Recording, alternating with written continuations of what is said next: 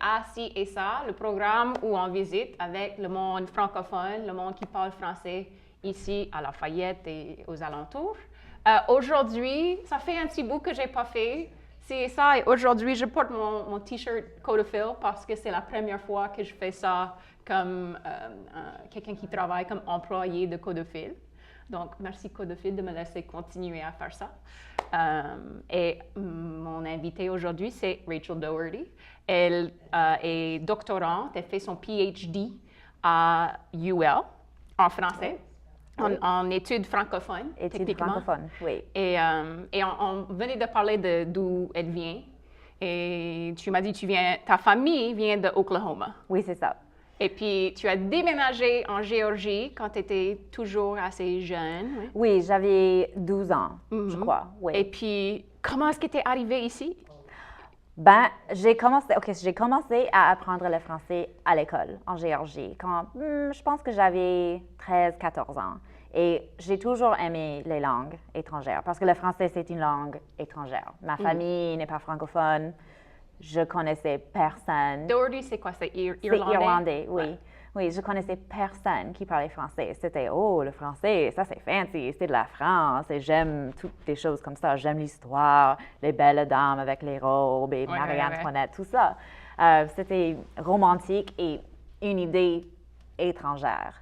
Mais j'ai beaucoup aimé ça. Et puis, quand j'ai commencé mes études à l'université, j'ai toujours voulu être une professeure, enseignante, quoi, à chaque niveau que j'avançais. À la maternelle, je voulais être une enseignante. Puis au collège, je voulais faire ça. Et puis à l'université, je me suis dit, oh, je veux devenir une professeure à l'université.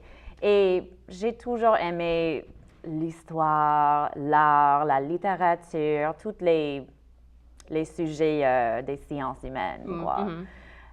Et le français. Et mes cours de français étaient toujours mes cours préférés. Et je me suis dit, OK, si je deviens une professeure de français, je peux parler de tout cela. Je peux enseigner un peu l'histoire de la civilisation française. Je peux étudier la sociologie parce que ce sont les Français qui ont fondé les études sociologiques. Je peux parler. Et aussi, j'ai appris beaucoup de choses sur les autres populations dans le monde qui parlent français. OK, j'ai fait ça. Donc, j'ai fait mon bachelor's degree en français en Géorgie, la partie au nord de l'État, dans une toute petite université dans les montagnes, les Appalaches. J'étais la seule personne, je pense, dans ma classe quand j'ai terminé, qui avait une Bachelor's of Arts en français. Oh, wow. Si petite que ça. Oui, si petite que ça. Et la prochaine étape, c'était de faire un master. Donc, je cherchais des programmes de maîtrise. Et j'ai encore un très bon ami qui vient de la Louisiane. Et il m'a dit, « Hey, j'ai une amie qui a fait sa maîtrise à UL. Et puis, elle a eu beaucoup de succès. Elle a travaillé pour Codophil. Il parlait de Aaron Stickney. Oui, Aaron Segura, oui. Donc, ils étaient des amis au lycée. Il m'a dit, tu sais, tu n'as jamais visité la Louisiane, tu aimes tout ce qui est en français, il faut que tu y ailles, il faut que tu dois aller à la Louisiane, voir tout cela, parler avec le monde là-bas, parler avec mon ami. Et quand je suis venue à Lafayette, je suis tombée amoureuse. J'étais fascinée par le Codophil, par tous ces jeunes francophones, ces personnes qui travaillaient en français ou avec leur français, et l'enthousiasme. Et aussi, j'aimais beaucoup le programme, donc j'ai décidé de faire ma maîtrise à UL et puis j'ai continué. Et est-ce que ta maîtrise, c'était le même sujet que ta thèse parce que tu as fini ta maîtrise et Astor a fait une thèse, oui? Oui, et ça c'est une histoire intéressante. C'est une façon de faire la transition en parlant de ma fille parce que j'ai eu ma fille pendant que j'ai fait ma maîtrise. Oh. OK, ouais. Et j'avais l'intention d'écrire un mémoire sur le sujet qui est devenu le sujet de ma thèse de doctorat. Donc, ce sujet est les légendes des loups-garous et des sorcières dans la littérature en Louisiane, mais aussi en Acadie. pour la plupart au Nouveau-Brunswick. Est-ce que ça... Parce que moi, je ne savais pas nécessairement si ça existait en Acadie, les loups-garous. Je savais pas... Parce que pour moi, la Louisiane me semble un bon endroit pour avoir un loup-garou. Il y a tous les marécages, il y a tout ça, mais Acadie, c'est tellement... L'air est tellement frais et tout me semble tellement clair et beau et tout ça. Oui, si tu vas en Acadie en été ou au printemps. C'est mon problème. Oui, mais... Je vais toujours au Canada en été. Oui. Mon problème, ou en fait, une bonne idée peut-être, mais... OK, en ce qui concerne les légendes des loups-garous en Acadie, ça c'est intéressant parce que pour ma recherche, ce que je fais une comparaison avec les écrivains en Louisiane pendant une certaine époque. OK, on parle des années, vraiment de la fin des années 60 jusqu'au début du nouveau millénaire, donc les années 2001-2. Pendant la période où on a vu beaucoup en croissance dans l'activisme pour le français, pour les personnes qui ont commencé à écrire dans leur français, le français de la Louisiane. Donc, je les appelle, ce sont des littératures émergentes. Pour la première fois, on voit ces populations, ces Cadiennes, ces Créoles, ces Acadiennes qui parlent de leur identité. Et dans cette littérature, ils parlent beaucoup des légendes, des vieux contes, des vieux jours où on racontait juste des légendes et des histoires. Et très souvent, on racontait des histoires effrayantes, des fantômes, des loups-garous, des sorcières, des feux follets, des trésors cachés. Donc, cette génération d'écrivains qui avaient grandi en parlant le français à la maison et qui avaient pour la première fois l'occasion d'étudier le français à l'école et de faire leur travail en français, de faire la recherche en français. Ils étaient conscients du fait que, OK, toute cette culture de l'oralité, des vieux jours où on raconte les histoires et les jours où les Acadiens, les Cadiens et les Créoles avaient ce temps-là où le français n'était qu'une langue orale et c'est tout. Il n'y avait personne dans ces populations qui travaillait. Proche personne, ben, c'est vrai. Mais c'est vrai qu'il y avait une littérature, il y avait beaucoup d'écrivains comme Alfred Mercier et d'autres écrivains du 19e siècle. Mais au début du 20e siècle, il n'y avait pas grand-chose dans la littérature. C'était comme un trou là dans l'histoire. Oui, et je dis personne. Il y a des exceptions, bien sûr. Oui, il y a des exceptions. Mais je veux dire vraiment, et c'est une exagération, qu'il n'y avait personne vraiment dans leur connaissance juste le monde de tous les jours. Donc, pour la première fois, il y a ces occasions de faire une vie en français. Ils s'identifient avec les loups-garous et les sorciers et les sorcières. En Louisiane, je trouve qu'il y a beaucoup de poètes. On a tout un cercle de poètes qui ont écrit de la poésie dans laquelle ils se voient comme des loups-garous. C'est le loup-garou qui parle dans la poésie. Et pour la plupart, cette poésie, ce loup-garou-là, il est très frustré. Et je me suis demandé pourquoi. Pourquoi il est frustré? Il a beaucoup de raisons, des tensions de classe, de langue, et aussi juste des choses de tous les jours, juste toutes les raisons dans la vie pour une personne d'être frustrée. Oui, de se sentir éloigné, isolé, quelque chose. Oui, de se sentir isolé, mais aussi il parle de l'amour et juste des choses. L'amour d'un loup-garou. Oui, mais juste des choses ordinaires, des choses qui intéressent les poètes. Et pendant cette même époque, j'ai vu qu'en Acadie, il y avait pas mal d'écrivains qui faisaient à peu près la même chose, mais en parlant des sorciers et des sorcières. Ah, OK. Oui, OK. Donc, on a deux figures effrayantes. Les figures, les personnes qui sont pour la plupart des méchants dans les histoires. Quand on pense aux contes de fées, aux légendes, on pense aux loups-garous et aux sorciers et sorcières comme étant des personnages méchants, oui. Mais dans cette littérature, ils ne sont pas forcément méchants. Et pour la plupart, non. Donc, c'est une perspective différente. Et je pense, OK, ce sont des populations minoritaires. Ce sont les personnes marginales qui veulent se représenter, qui veulent parler de leur culture, de leur identité, de leur expérience, comme des personnes qui n'ont pas eu le droit de vivre dans leur langue. Et c'est pour cette raison qu'ils s'intéressent à ça. Et tu as voyagé, tu as passé toute une année en Acadie du Nord, oui? Tu as passé toute une année en Nouvelle-Écosse. Oui. Comment ça s'était, passer toute une année à l'étranger? Et puis... C'était une année merveilleuse. C'était fabuleux. Oui. J'ai travaillé à l'Université Sainte-Anne et beaucoup d'étudiants de la Louisiane vont à l'Université Sainte-Anne. Surtout pendant l'été, oui. Oui. Pendant l'année aussi? Non, pas pendant l'année, mais pendant l'été pour le programme d'immersion. C'est un programme... Mais c'est aussi une université complète, comme n'importe quelle université pendant l'année. Ce n'est pas juste les programmes d'immersion, surtout pour les Canadiens.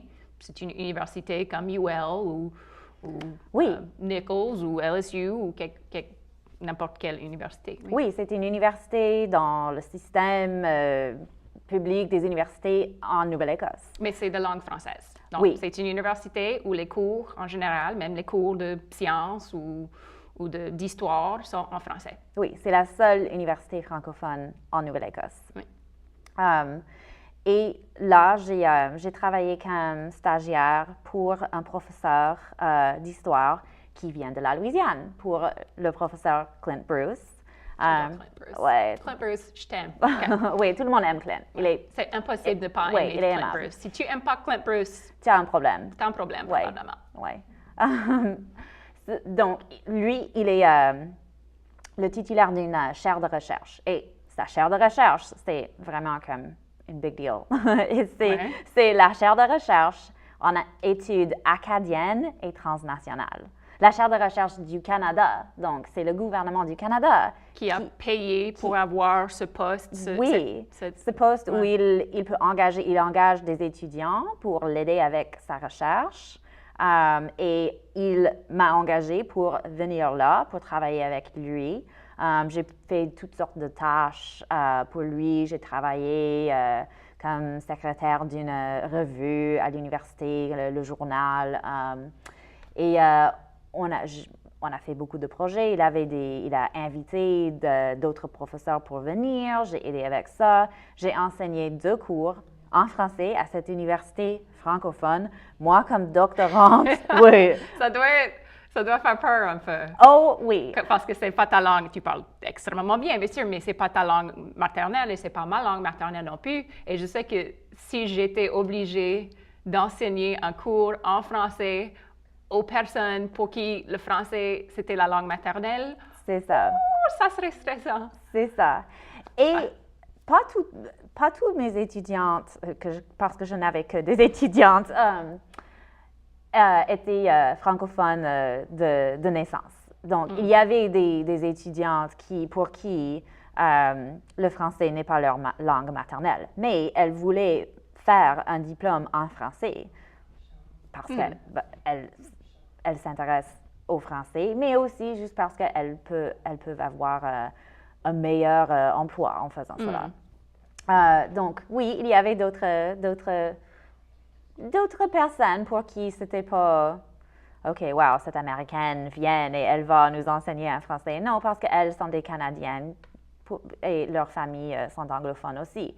Mais j'ai enseigné un cours sur la littérature acadienne. Donc, et j'avais des Acadiennes dans mon cours. Et c'était moi qui... me voilà, oui, l'experte, exactement. qui enseignent la littérature de leur culture. Oui. Oui, et des grands écrivains de l'Acadie. Antonine Maillet. Oui, oui, on a commencé bien sûr avec Antonine Maillet. Mais, oui, c'est ça. Donc ça, c'était, OK. Mais je leur ai posé beaucoup de questions aussi. Et j'ai beaucoup appris d'eux, juste de leur perspective sur cela. Et j'étais un peu étonnée d'apprendre que c'était la première fois qu'elles avaient lu Antonine Maillet. Oui, et... Mais c'est vrai que ça arrive ici aussi. Tu peux avoir des gens qui n'ont pas lu d'auteurs de la Louisiane. louisianais. Oui. Et je ne sais pas, parce que je leur ai posé la question, est-ce que vous avez jamais lu ça? Juste le premier jour du cours, OK, qu'est-ce que vous savez déjà? Parce que je veux que vous me disiez vos opinions sur cela. Et est-ce que je me trompe? Qu'est-ce que vous en pensez? Mais pour la plupart, on a parlé du rôle des femmes dans ces livres. Mais c'est parfait parce que tu viens de dire que la classe était toutes des femmes. Oui, oui, c'est ça. Et c'est ce que je fais. Je m'intéresse beaucoup aux femmes dans la littérature et dans l'histoire. Parce que le premier cours que j'ai enseigné, c'était un cours d'histoire. Oh, OK. Et moi, je fais des études littéraires. Oui. Et donc, j'étais vraiment contente et un peu intimidée que j'ai eu l'occasion d'enseigner un cours dans le département d'histoire. Oui. J'aime beaucoup l'histoire. C'est l'histoire de quoi? Le cours s'appelait « L'histoire des femmes subversives en Amérique du Nord francophone ». Et donc, parce que je voulais parler des sorcières, je voulais parler de la... Une sorcière, c'est une femme subversive? Oui, c'est ça. Là? Donc, Clint et moi, on a parlé de mes intérêts de recherche et des besoins de l'université, des besoins dans le département. Et pendant cette session, il n'y avait pas de cours en histoire sur les femmes. Et donc, et c'était toute l'Amérique du Nord francophone. Donc, on a parlé du Québec, de l'Acadie et de la Louisiane.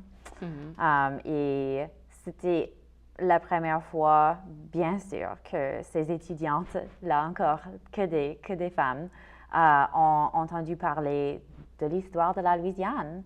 Et j'ai parlé des femmes de couleur libres suite à la Révolution haïtienne, à la Nouvelle-Orléans. Et aussi, aux Attakapas, il y avait il y avait des femmes qui étaient comme vachères, qui avaient ma cousine fait ses études là-dessus. Je n'ai pas parlé de cela. Elle étudie les femmes de couleur libres qui ont fait une bonne vie avec des vaches et des... Wow! Non, je n'ai pas parlé des chevaux, là. Wow, je n'ai pas parlé de ça. Ça me fascine. Il faut que tu parles à ma cousine. Oui, OK.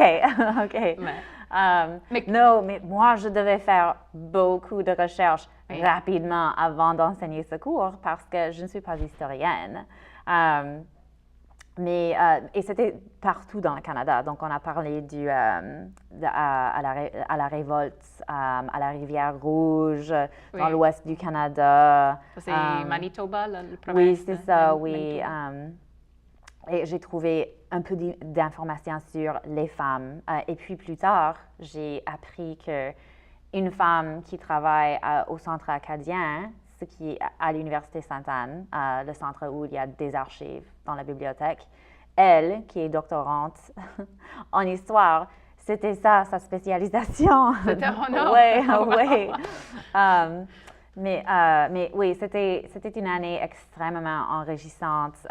J'ai rencontré beaucoup de personnes de partout au Canada francophone qui travaillent à l'Université Sainte-Anne, mais j'ai eu aussi l'occasion de voyager au Québec. Et ta fille était avec toi quand tu étais là? Oui. Ça aurait dû être bien parce qu'on vient de parler avant le début du programme, là. On vient de parler du fait que c'est difficile d'élever un enfant en français. Des fois, quand la garderie, c'est en anglais, il n'y a pas autant de ressources, mais au Canada, il y a pas mal il y avait probablement une garderie francophone à la baie Sainte-Marie en Nouvelle-Écosse.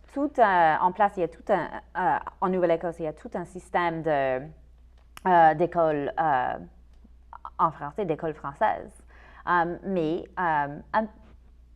je suppose que c'est probablement un peu comme ça dans beaucoup de provinces au Canada, où les places dans ces écoles sont réservées aux francophones dans la communauté. Oui. Donc, on réserve des places pour les enfants qui viennent d'une famille francophone. Oui. Et puisqu'on était là pendant une année, ça valait pas vraiment la peine de... Mais quand même, il y avait probablement beaucoup plus d'opportunités de... Ah oui, il y avait...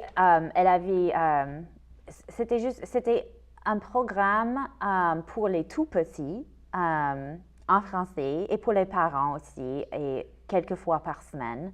On allait dans les écoles françaises pour juste deux heures d'activités, de jouer, de faire des activités, de lire des livres, de faire des petits projets d'art en français avec d'autres enfants. Est-ce qu'elle a été à French Fun Day à la bibliothèque ici?